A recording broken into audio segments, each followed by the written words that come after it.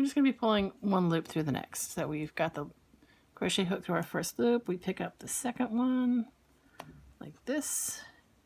You use your thumb and forefinger to hold this one while you pull this through and push it down a little bit. Go on to the next one. Now, as I work around, I like to support the work by just hanging a loop on a peg every 5 or so. We take the next one. This one's going to be a little tight because it's constricted by there, but you just pull it through. You'll end up with a little bit of loop sticking out, but you will work that out as you fluff the edge at the end. Okay, put the loop through. Now up to the green.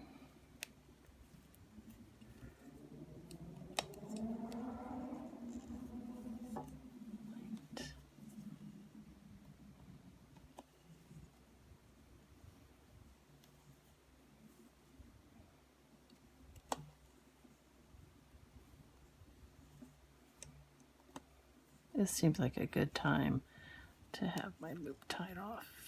There we go. I'll just hang that there.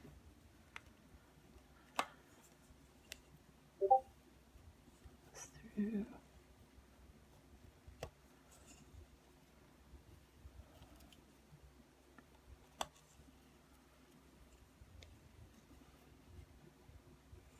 You can see as I go, I'm pushing down the loop from before. So always a little bit of variation in the loop size. By the time they've been in use for a while, you won't even notice it. All right, I was on the last one there.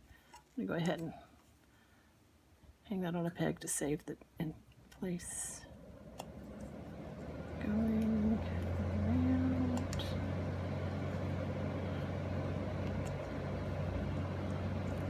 I want to save my work on this side too, so we'll just throw it on an empty peg and keep going. Oop, I got really tight, but we can do it.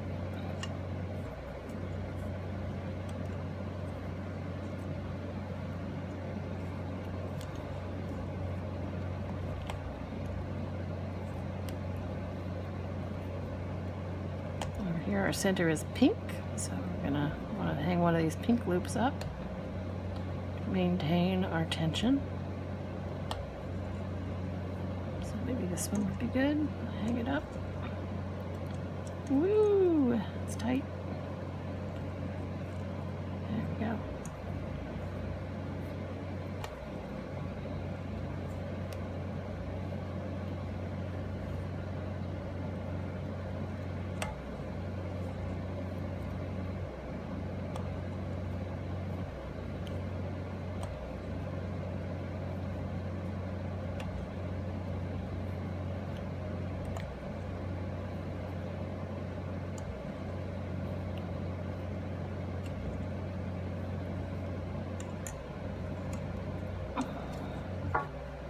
Rotate, we're halfway through, binding it off.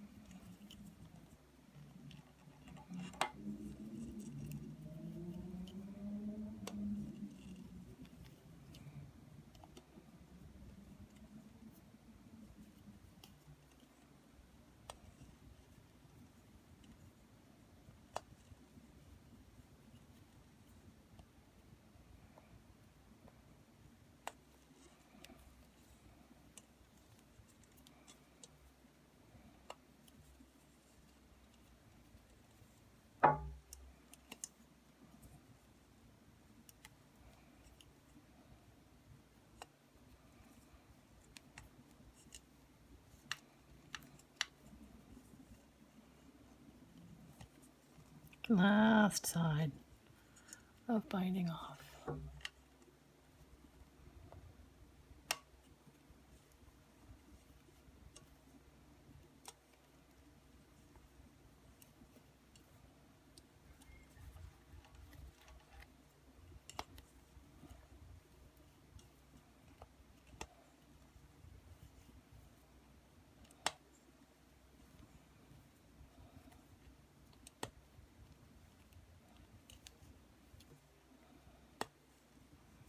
Alright, and we're at about the point where I would normally hang one of these on an empty peg, but we're almost done, so I'm not even going to try.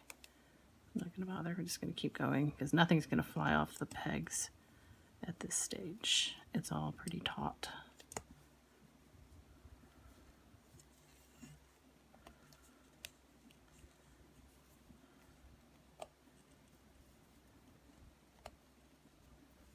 And we're down to the last loop. I'm going to keep my crochet hook there. I unflick the ones that are holding it taut all the way around and pull it off the loom. All right, so you can see I have some bits that are sticking out. We're going to take care of that. Here is my end. One thing I like to do is go ahead and pull the starting loop through the ending loop. And that makes that corner just a little bit tauter, more taut. All right, I'm going to take one of the unsatisfactory pink loops from before, maybe one that was a little too small. These make good hanging loops. So, I grab my hook, I pull the hanging loop through, and right now I just let it sit there. That way if I change my mind about the color, whatever, I have some time to look at it and decide. Okay, so now we're going to work out the bits that are sticking out.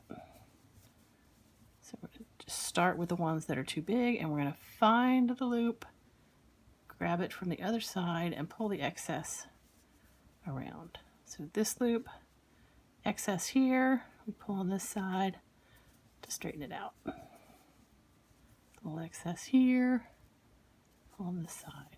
Here's another one. Find the inside of it, not this one, that's the prior one, but here, just pull it around. This one similarly, yep. There we go.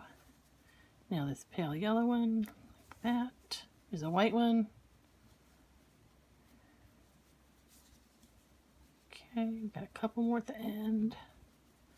Here, this green one. All right, now that we've picked out the major ones, we're going to go through and do the same adjustment to every one.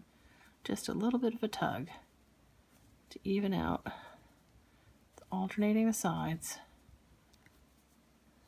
evening out that end loop so that it lies nice and flat. Let me do that tugging back and forth, and at the end, and now you can sort of run your thumb and finger along, spreading it out gently and flattening it. And it's going to end up looking really sharp. If these are washed, it'll tighten up even more. And in use, fabric just, all the tension evens out. You won't even notice it. A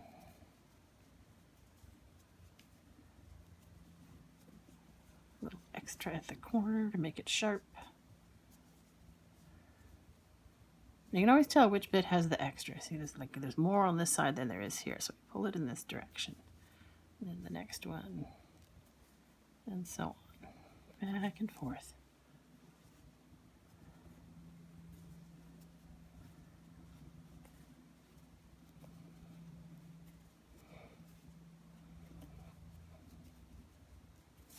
Spread it out. Okay, here on the last side, because I started at the loop, I know when I get back to the end that I've done.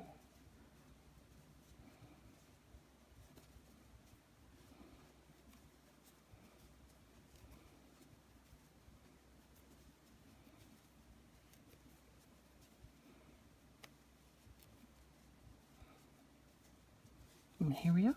back at the beginning, do it at the side, flatten it out. Voila, one finished traditional size pot holder. Ready to go.